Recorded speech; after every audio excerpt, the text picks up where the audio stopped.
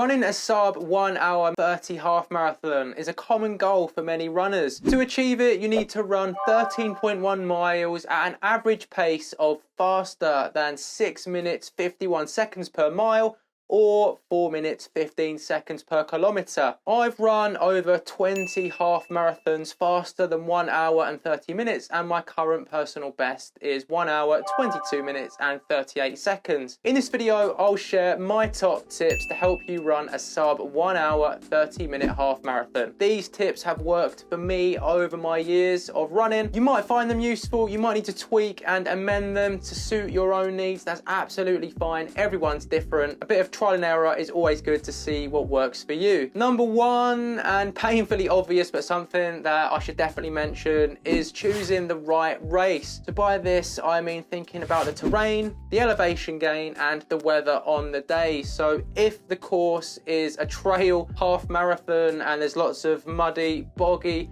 really tricky sections to navigate underfoot, that's going to be an absolute nightmare for smashing a fast time. So try and make sure that you choose a road half marathon. Elevation wise, always try and choose something that is fairly flat. Most half marathons on the road that I've come across have been fairly flat, but some have had quite a fair few hills in them, which have made them a bit tricky to get some speed going. So make sure you check out the elevation profile beforehand, or chat to some runners you know that have done it in the past. And running a half marathon in really hot weather or really cold weather makes it really hard to run the best of your ability. But obviously we can't control the weather and anything can happen on race day. Number two is upping your weekly mileage. People often say with running that mileage is king, and I do tend to agree with them. There's a strong correlation between race performance and weekly volume clocked up. Now you don't need to go crazy with this. I personally used to run about 40 miles a week or 64 kilometers when I was consistently running half marathons, and I found that that was enough for me to comfortably smash out a sub 1 hour 30-minute performance reliably. But you might be able to get on with a little bit less, or perhaps you need a little bit more. Certainly experiment, see what works for you. It's so important to increase your weekly mileage because it allows you to improve your cardiovascular fitness, you increase your endurance, and you make it so much easier for your body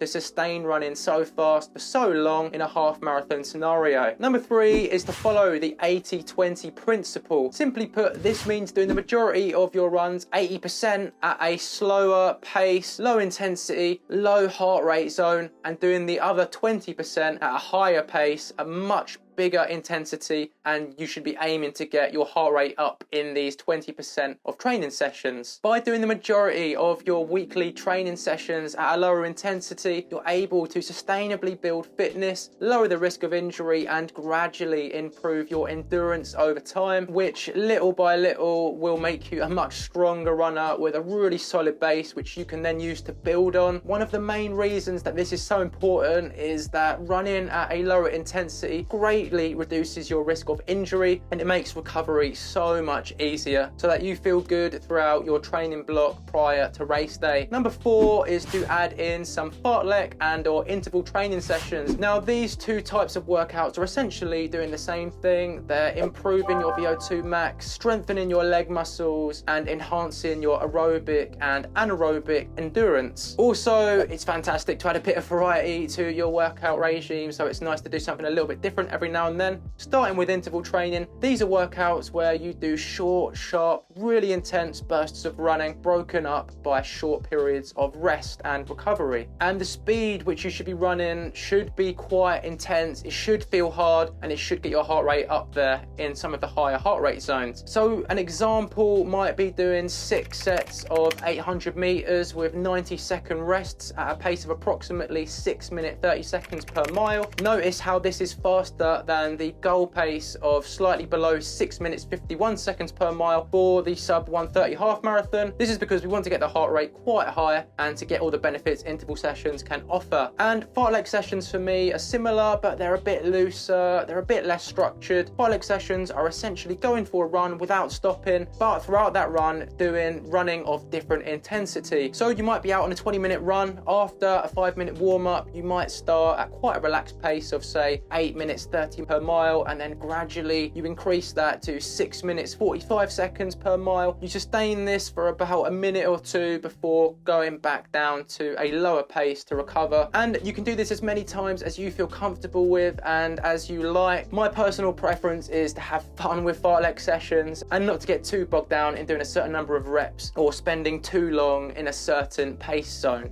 Number 5 is to do at least one of your weekly runs at your target race pace. Like musicians practicing a piece before a concert or a gig, us runners need to also practice before our race at the target pace. To start with, it might be really tough and you might only be able to clock up 3 miles or so. And over the weeks, as you get stronger and fitter, you'll find that you're able to run further at your target race pace more easily, which will eventually result in you rocking up and smashing that sub 1:30 half marathon. Some common sense honourable mentions are to make sure that you have a healthy lifestyle, eat healthy foods, drink plenty of water, and make sure you're getting 7 to 9 hours of sleep a night. In terms of race day strategy, I like to aim for a negative split where you run the first half of the race slower than the second half. I find this a much less stressful scenario to be in compared to the other way round, where you run the first half really fast and you're hanging on for dear life, trying to make sure that you stay in the target pace for part 2 of the race. By going out at a comfortable pace for the first half of your half marathon, you should find that you don't knacker yourself out and you've got some more in the tank left to go, ready to give it your all in part 2, which should result in a negative split and then smashing your half marathon goals. There you have it. There were my top tips for running a sub 1:30 minute half marathon. What time are you aiming for in your sub 1:30 minute half marathon? Let me know in the comments